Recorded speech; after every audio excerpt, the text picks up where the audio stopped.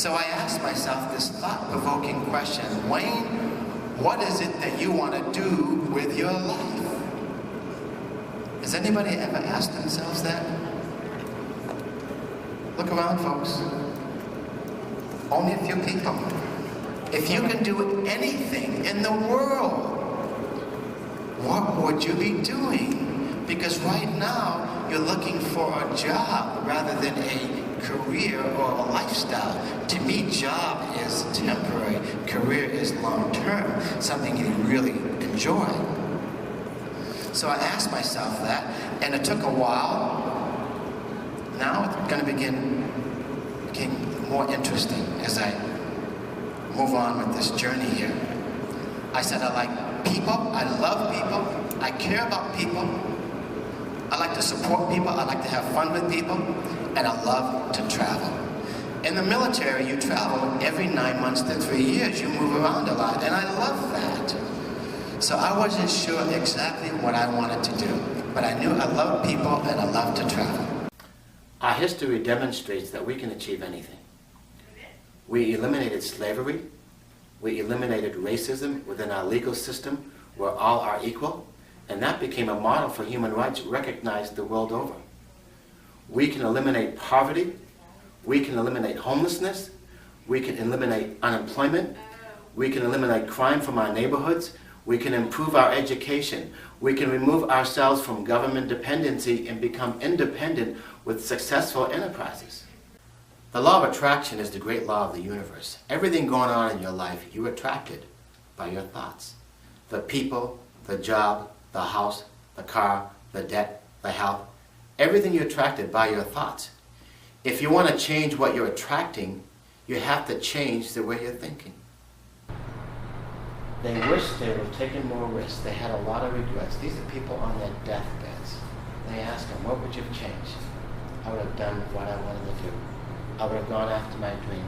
I would have taken that next job. I would have asked that girl out on a date. I would have done this. I would have done that. Now is the time for you. If there's anything that you dream of, that you desire, now is the time for you to say, hey, I'm going to do that. I'm going to find a way. Because you know what I'm talking about. So what is it that you desire for your life? You know, what is it do you want? Is it more money? Who wants more money? Everybody wants more money. I'm a firm believer that money was not made to make you happier. It's made to make you more comfortable. To buy the things that you want to buy, to do the things that you want to do, to share gifts, love. That's what I believe money was meant for. So, how about a new home? How many of you want a new home? A nicer place to live, a bigger place to live, maybe in different locations. A lot of expats here, living from, moving from other places to here. How do you like the new home? What about the travel? I'm a travel nut, as you'll learn in a little bit. How do you like to travel? In Asia, Europe, United States, North America, travel around the world, learn about different cultures, learn about different peoples around the world, learn from them, try different foods. How many like to travel? Take a nice vacation somewhere. What about maintaining a good health? How many would like to live a healthier life, a healthier lifestyle, be more fit, lose weight, okay? Change diets, things like that. What about relationships? Not just relationships with people close to us, relationships with people who are not close to us. But there's things out there that you might want to do that you just, for whatever reason, never did it. Okay? So my question again, what is it that you desire for your life? Are you living that life? Do you have a dream? Do you have a goal? So what prevents people from achieving these dreams? What keeps you at a distance from what it is that you want to where you are? Before I go into that, I'm going to tell you a little bit about me. 1994 was a life-changing experience. I am almost 60 years old. I don't feel like I'm 60. I feel like I'm 30-something. I've had a wonderful, wonderful, wonderful life. And my girlfriend asked me this morning, you know, what's going to be your legacy? I said, you know, I would do it again. An amazing life, as you'll see. So in 1994, I was 40 years old. And up until that time, I was learning, remember the Microsoft DOS programs, and then Microsoft Office came out, and all these fancy programs came out. So I knew all these programs, word processing. And I worked for different temporary agencies like Kelly Girl and Today, things like that. So I was moving around to different countries. And then I moved to Denver, Colorado, and it's cold there in December. And something came over me, and I asked myself, what are you doing? You're 40 years old. What are you doing with your life? What have you done in the past 40 years? Have you accomplished anything? You've got to be clear on what is it that you want. Back in 1979, they did a study. It's an MBA study with Harvard graduates. Now, it's not easy to get into Harvard, right? Otherwise, I would be there right now. Okay? But to get into Harvard, you have to have a high GPA, you have to know somebody, and you have to have money, unless you're lucky to get a scholarship. So these MBA graduates were about to graduate, and they did a study. What are your goals when you leave? When you graduate, what are you going to do? Are you clear about what it is that you want to do? Now listen to this. 84% of them said, no. I don't know exactly what I want to do. I'm not clear as to what I want to do. And I haven't written it down. 84%. All that time and money spent, and you're ready to graduate, and 84% do not have a clear vision of what they wanted. 13% stated that they do have a clear vision, but they did not write it down. Only 3%. 3% of that graduating class stated, I know exactly what I want to do, and I've got it written down, and I'm ready to go. Now, 3%, they say, represents the world's population that actually has goals. Most people just live day to day to day. 3%. So 10 years later, they go back and we interview these graduates. The 13% that said that they were clear on their goals but were not written down were generating 3 times more income than the 84%. 3 times more income. That's amazing, isn't it?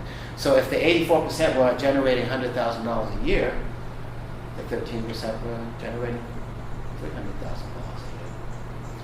a year. The 3% that stated that they had clear goals and were written down are generating 10 times more money than the entire class, just because their goals were clear and they wrote them down.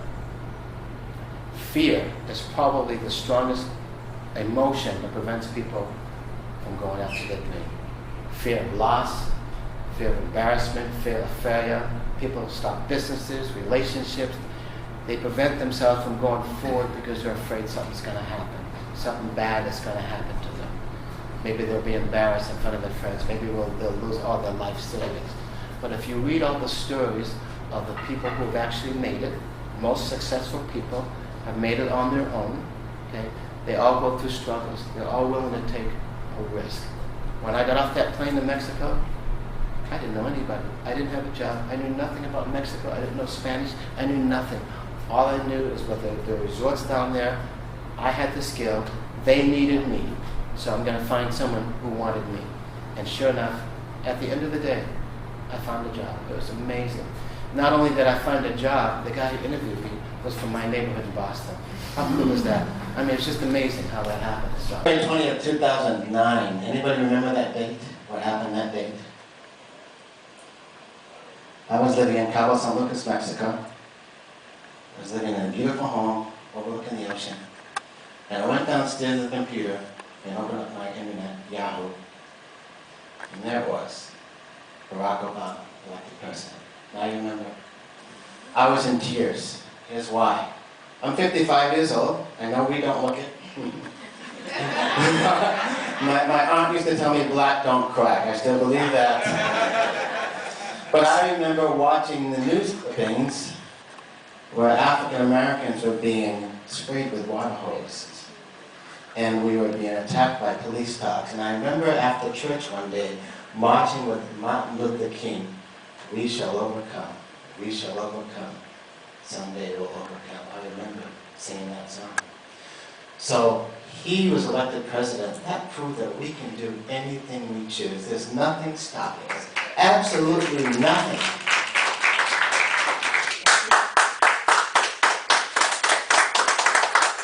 About 16 to 20 years ago, I was living here in Austin. And I was just like you. I had some skills, but I knew if I wanted to move forward, I had to learn something else. And I had to learn how to type. I don't think they have typewriters anymore. This is an IBM Selectric typewriter, and you learn how to type. And when you make a mistake, guess what you did? Backspace. Either backspace and well, first you had this little strip, and you touch that, and then after a while it was automatic. And then all of a sudden the computers came. Okay? But I was there exactly where you were, and I said I had to learn skills. So I went to a temp agency, and they taught you, because I knew how to type, word processing, the same programs that you're learning right now. Microsoft Office, you're learning Excel, Word, PowerPoint? Okay, so you're learning those. So they were new back then, except it was on a different type of program. They didn't have Windows. It was different, okay? So I knew that once I did that, then I can make more money. This is why you're here. You want to make more money, is that correct? Okay. So I knew I could make more money. So what I did is I found out what the people who were making the most money, how fast they were typing. And that was my goal. The faster I typed and the less errors, the more money I made. And I got to a point where I made up to $14 an hour as a word processor back in 1994.